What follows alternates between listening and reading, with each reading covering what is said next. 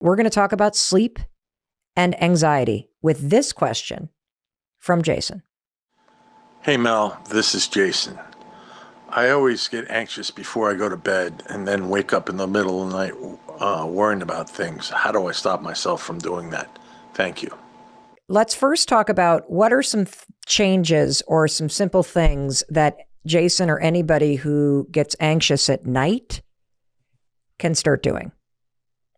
Well, I love your little 3-2-1 thing. 3 hours before, and then 2 hours before no work, and then 1 hour before like no screens, and that's really important because our reticular activating system, which you've talked about before, which works in our brainstem, which is the lower part of our brain that controls our body, it wants to be active. It wants to pick out things in your environment, and if you're zombie scrolling Instagram until the moment before you go to sleep, that reticular activating system is still going.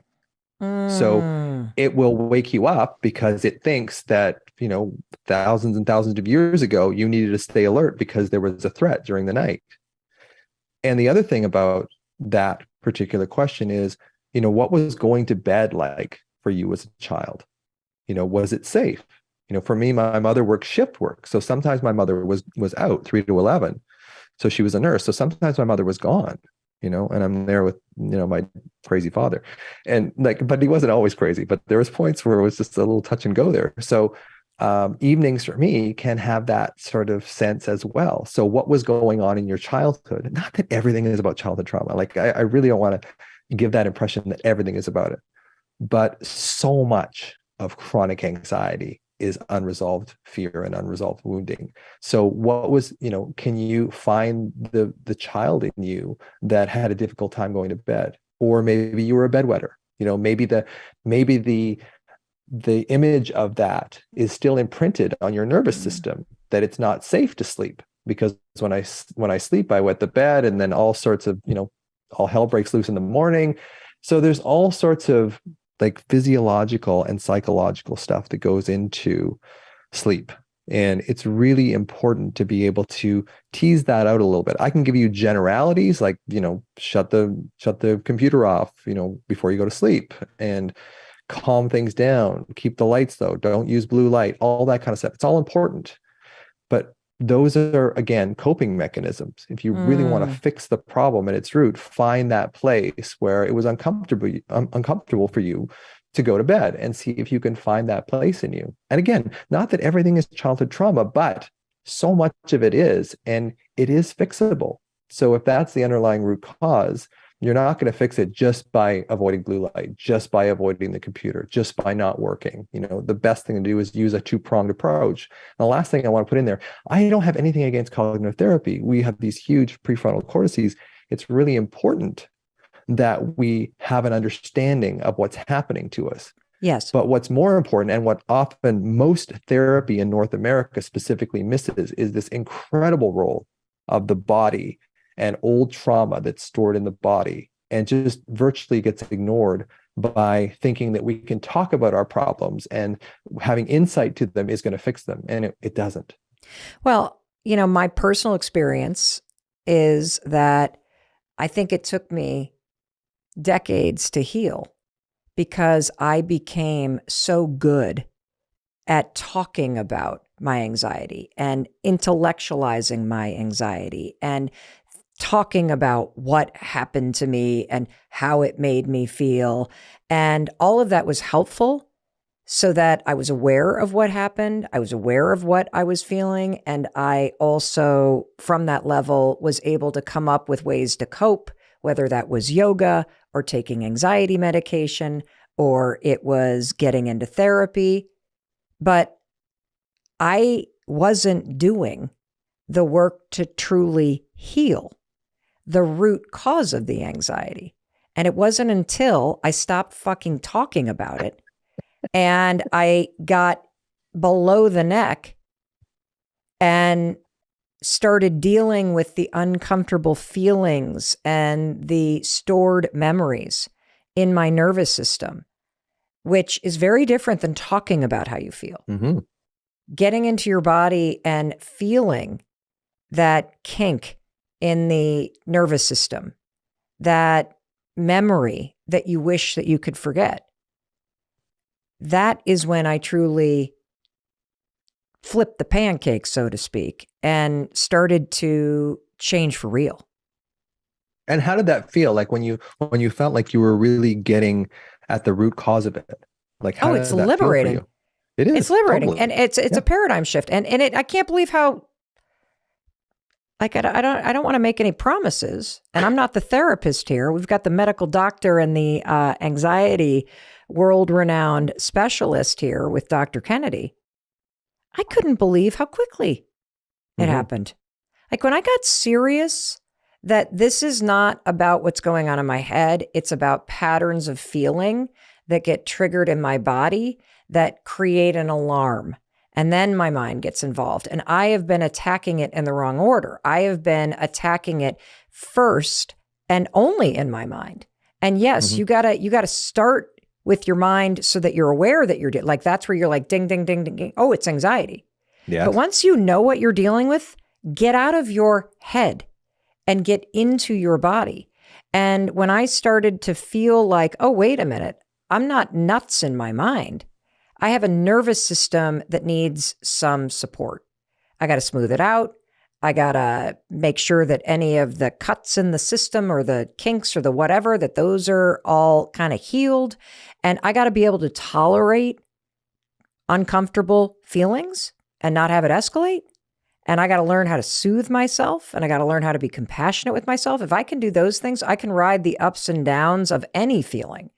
And my mind doesn't screw me over. That's exactly what you're doing. It's shocking how powerful it is, dude. It's shocking. When I follow you on your podcast, you are doing exactly that. The cold plunges, all that kind of. If you look at the way that sensation is transferred to the brain, the back part of the spinal cord, and I won't get too technical, but the back part of the spinal cord, the spinal thalamic tract, the sort of group of wires that fire up to your brain, hold pain and temperature. So, and emotional pain and physical pain in the brain are handled by very similar structures. So when you go into a cold plunge and you overwhelm that pain pathway, you're giving yourself a break. And then when you're going into this uncomfortable state, because going at your alarm, matching up with that child that's hurting is painful. And then when you're in this cold plunge and you feel uncomfortable and you breathe through it, that's exactly what you need to do as far as feeling that alarmed child in you, because it's going to hurt. It's going to hurt. And being able to have the resilience to be able to go, you know what, this hurts, but I'm going to stay with you. As it's talking to your child, this hurts us, but I'm going to stay with you. You and I will always be together. There is no way that I'm ever going to abandon you again, because I know you're there now. I know you're there now. So now I will make sure that I will never, ever leave you. Now, the child needs to hear that a number of times, because you've been ignoring, not you personally, but collectively. We ignore the child for decades. So it takes a while for the child to come around, but there is this sense that we're on the right track. And for the first time for me, when I started, healing somatically and doing therapies like IFS and that kind of thing. And I think I'll always be in therapy, because I love it so much, just understanding how it works for me so I can help other people understand how it works for them. But really being able to tolerate that pain, because Bessel van der Kolk talks about that in The Body Keeps the Score. He says, we're not teaching people how to get rid of their anxiety. I call it alarm. We're not teaching how to get rid of the alarm. What we're doing is we're teaching you how to acclimatize to it, so that when you feel that discomfort, you don't compulsively and relentlessly go into your head for a solution that you'll never find there. Right. You need to go into your body. Stay there. Where the even if it hurts. Alarm is, and you suggest putting your hand there and just breathe through it. Just soothe yourself through that moment. I want to address one more thing in Jason's question. When you wake up in the middle of the night and your thoughts are spinning and you're having trouble going back to sleep, what do you suggest somebody does? Am I safe in this moment? So we talked about this the last time you and I talked. So this is something that I've used for many, many years. So wake up. Talk to Jason. So just like, I want you to pretend Jason's here. Okay. And let's coach Jason. So Jason, tonight, when you wake up in the middle of the night, if you do, these are the specific things I want you to do. Yeah. I want you to connect with that feeling in your body. Put your hand over it, breathe into it. And then ask yourself, am I safe in this moment? I know I'm freaked out. I know that there's something happening in a week or 2 weeks. So I got to go to the dentist, or I got to do this, or I got to do that. But in this moment right now where I'm lying in my bed, am I safe? And you go, yeah, I'm safe. And then feel it. Like you have to associate. This is what I was saying before. Is like you have to connect the feeling with the thinking. That's how we heal. That's how we create new neural pathways, is we create the feeling, and the feeling will sear in the thinking. So when you say, am I safe in this moment? And you go, I am safe. Some people will say, I am safe in this moment, rather than making it a question. But my daughter, Leandra, said that that's the single biggest tip that Dr. Dad has ever given her with regard to her anxiety. Because when she was 21, she still has it a little bit, but when she was 21, she went through a really difficult time. But she said, the most important thing that you've ever told me is, am I safe in this moment? And in the middle of the day, in the middle of the night, when your mind is going nuts, you can just say, I know, because anxiety is always about the future. It's Right. always about the future. So if you bring yourself into the present moment, and one of the ways of doing that is with sensation, with sensation, when you touch your own chest, when you take a deep breath, when you smell an essential oil, when you hum, when you sing, you're bringing yourself into the sensation of the present moment, and you're removing that focus on the future or the past or the pain of the past. When you bring yourself into the present moment, that's the fertile ground of healing, is the present moment. We don't heal when we're stuck in our trauma. We don't heal when we're stuck in our worries. We heal in the present moment sensation of our body. That's how we heal. Now, the cognitive structures help. Once you, and that's what helped with me, was all the cognitive, behavior therapy and stuff that I did for years and years and years. After I started regulating my body, it was like, oh, this is what it is. It all starts to make sense. The puzzle pieces start coming back into connection again. It's like, oh yeah, like that's what I came about with I didn't get enough attention as a child from my mother. So because my brother was sick with club feet, or my dad was crazy, so I made myself small. So now it's like, I got to be seen. But again, there's part of me that hates being seen. So it is this real dichotomy that I go back and forth of. So now I accept that. I accept that that little boy in me needs the attention, and I give it to him. And I don't need it so much from the outside. And I think that's when you're starting to heal. Is like, you don't need so much attention from the outside, and you are more connected in your relationships to other people. Because when you're in this dissociated alarm state, you're in survival mode. And in survival mode, the social engagement system that all humans have is shut off. Eye contact, facial expression, tone of voice, body language. It gets shut off when we're alarmed. So no wonder we don't want to go to a party. No wonder we have social anxiety. No wonder we can't connect with our spouse or our kids, because evolutionarily, we are built, when we're in alarm, that connection isn't what we're looking for. We're looking for safety. So it's very hard to be warm and connected to your spouse or your kids or whatever when you're in alarm. And a lot of people feel so guilty about that. It's like, and they question their relation. Am I in the right relationship? It's like, you probably are, but you're just dissociated. So you can't love yourself. So you're not going to love another person. So your relationships are going to suffer. And as you quoted the Harvard study, relationships are the most important feature in recovering from any illness of any kind. So, is it normal for people to wake up in the middle of the night? And yes, like, why? Not why is that a normal not every night, but we've all had periods in our, like the dark night of the soul, like I write about in the book. In terms of people that wake up though in the middle of the night, is that a symptom or a sign that you might have anxiety? Oh yeah, absolutely. Your reticular activating system, your sympathetic nervous system, isn't shutting off. You're not going into parasympathetic rest. And then here's the reason for that. And you're asking me like brilliant questions. So as a child, especially, and I see this a lot with my alcoholic patients, or my patients who had alcoholics as parents, things would go along fine for a while, and then there'd be a massive blow up. And then there'd be this sort of rapprochement. The alcoholic would say, I'm sorry, I'm so sorry, and give you all this stuff. And then there would be this period of quiescence again, this quiet again, and then it would blow up again. So what a child's nervous system will do is it'll say, I am not going to let myself relax, because I know this shit's going to go down again. So I'm going to keep myself in this hypervigilant state, this sympathetic activated state. So when you're in that sympathetic activated state, you start thinking it's safer for me to keep myself at this level of activation all the time. And then you can't sleep. You don't eat well. It just screws up your entire life when you can't move yourself into parasympathetic.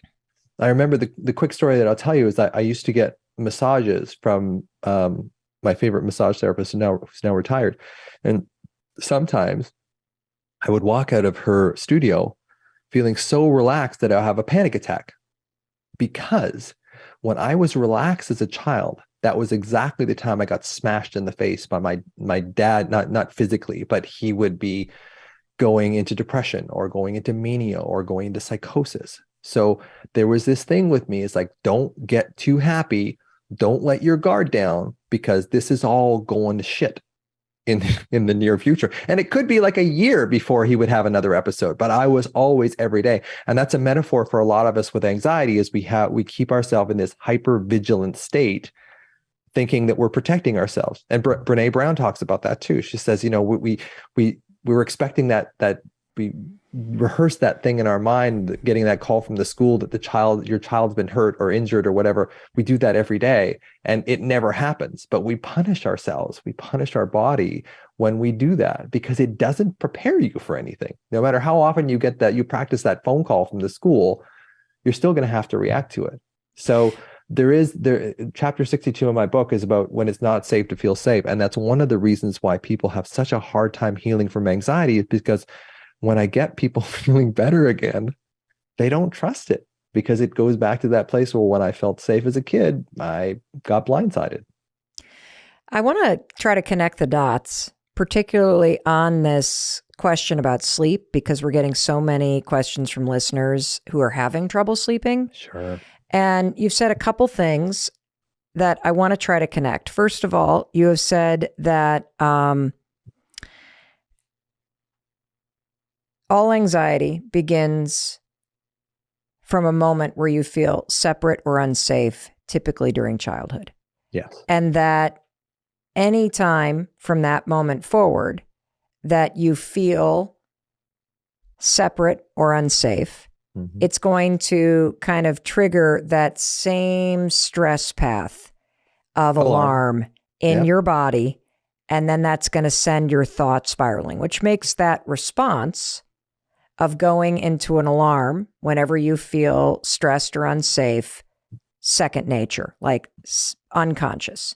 Yes. And so for those of you that are kind of new to this discussion and you're having trouble sleeping, I personally believe that after the last 3 years and the unprecedented amount of uncertainty and change separation, yes, that we've all experienced, that most of us are in that hyper-vigilant state, waiting for something bad to happen. And now that people are getting laid off and the economy is starting to take a turn, that very familiar alarm loop is getting triggered for a lot of people, and they may not even realize it.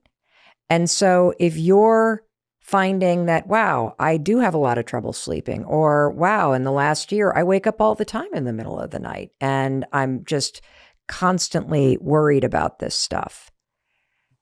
What Dr. Kennedy has explained to you is that it goes back to this original alarm of feeling unsafe. And that's why in the middle of the night, lying there thinking about your bills or whether or not the next round of layoffs are coming or how your kid is doing because they're not doing well, putting your hand wherever the tension is and saying, I am safe, or asking, am I safe in this moment?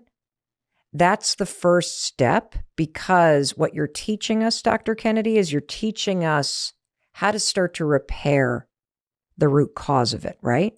Yeah. Am I getting this right? Yes, absolutely. Is there anything else you would recommend? Because we get a lot of questions technically about sleep. Do I get out of bed? Do I lay in bed? How do I go back to sleep? And since it is absolutely tied to this alarm and the way that it makes the mind spin, And the inability for so many of us to allow ourselves to feel good, to allow ourselves to slow down, to trust that it's going to be okay. Is there anything else that you would recommend that we do in that moment? Well, breath, physiological sigh will help. So 2 sniffs in and a long, slow exhale. So did you get that, everybody? It's 2 sniffs in. And then a long, slow exhale. What does that do?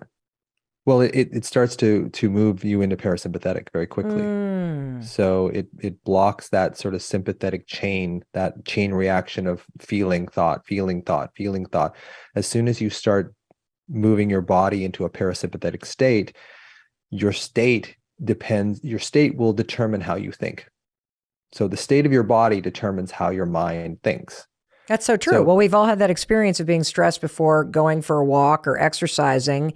And after you're done exercising or going for a walk outside, you're like, I feel so much better. Well, yeah, after Warren's death there, when Chris took you out to paddleball, last thing you wanted to do, right, was move, because there's a tremendous inertia to anxiety, alarm. There is this freeze state that we go into. We don't want to do that. But when you force yourself to get into a different, and that's exactly what happened, you got into a different state in your body. And as that state changed, your thoughts changed. So we worship the mind in this society, thinking the mind can fix everything, but it's more related to how your body feels. You will think exactly the way your body feels. And it's very difficult. It's like pushing a rock up a hill when you're feeling anxious or depressed to go, I'm happy, I'm happy, I'm happy, I'm happy, because you don't feel happy. And you can change it. Like gratitude is one of those things that actually does start neurochemically changing the chemicals in your brain that allow you to start flipping the switch over to the other side. But you have to use that almost like 5, 4, 3, 2, 1. Like start gratitude first, and then 5, 4, 3, 2, 1, go to paddleboard or go to the beach or go somewhere. Because as you point out, the more we stay frozen, the more the brain thinks there's something dangerous, and we start secreting cortisol, we start secreting adrenaline, and it supports whatever we think. So if we think we're afraid, your brain will support you. It'll say, yes, you're afraid. If you think, you lean into the balls of your feet and you go, I'm going to go and ask that person to copy or whatever, when you lean in there and you go at what scares you, your brain starts creating your own sort of endogenous, your own brain's natural morphine. It starts creating dopamine, and it tells you you're on the right track. You're on the right track. And that changes your physiology. So it's really this balance between physiology and psychology. But our physiology is so deep. It creates so much of an influence on our psychology that we're not even aware of. And that's my biggest point, is like, why aren't we in therapy paying attention to our physiology as much as our psychology? Because if you just think about it, as you say, because if you look at it from a neuroscience point of view, there's the part, and I won't get too technical, but there's the neocortex, the new brain that all humans have. That's basically the fantastic thinking, memory, all this kind of stuff. And then there's the deeper structures in our brain, the amygdala, the brainstem, that have no concept of words. Your body has no concept of words. Its language is feeling. And if the trauma is stored in your body and the body's language is feeling, you have to change that trauma with a feeling. Just changing your thinking will not do, well, it won't do much. It will help you. It will help you. There's no doubt. It will help you cope, but it will not help you heal. Can we get technical for just a minute? Sure. So when it comes to sensation and feeling, whether it's the pit in the stomach or the kind of getting tense in your chest, or it's a wave that you might feel,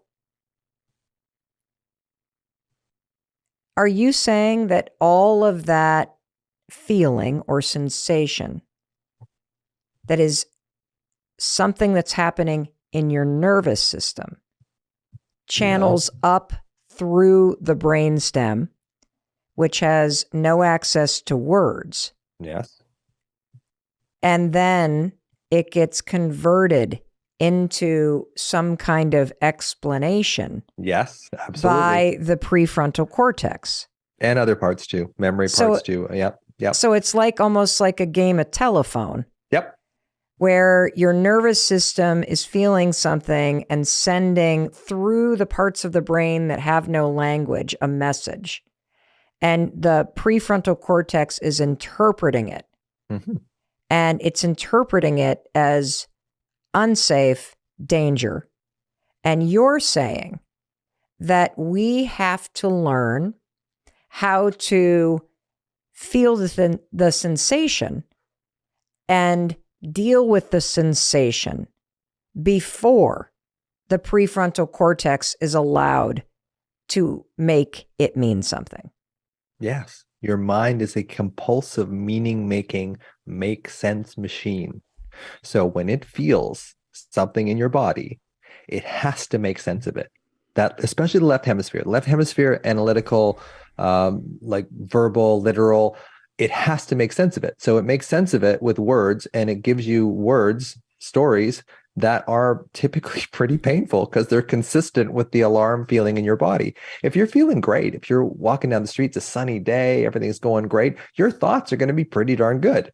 But if you're feeling anxious, if you're feeling alarmed, and you've got a dentist appointment like a week later or whatever, you're going to fixate on that dentist appointment because it makes sense to your brain. It's like, we feel bad. What do we have to feel bad about? And then we do that stacking that I was talking about the last time we talked about. We start stacking. So every negative thing in your life at that point, oh, my relationship is not going, oh, I've got taxes, oh, I've got to do my account, all that stuff stacks on top of each other.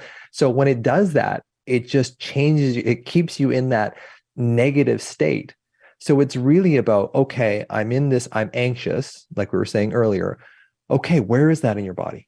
Now you can start, when you start finding the anxiety in the alarm in your body, now you're starting actually to get the root cause, because in your head, you will never solve it. You will always be caught in your head. You will never get out of your head. Welcome to part 2 of the Anxiety Toolkit. We have a zero-cost free appointment for you with Dr. Russell Kennedy.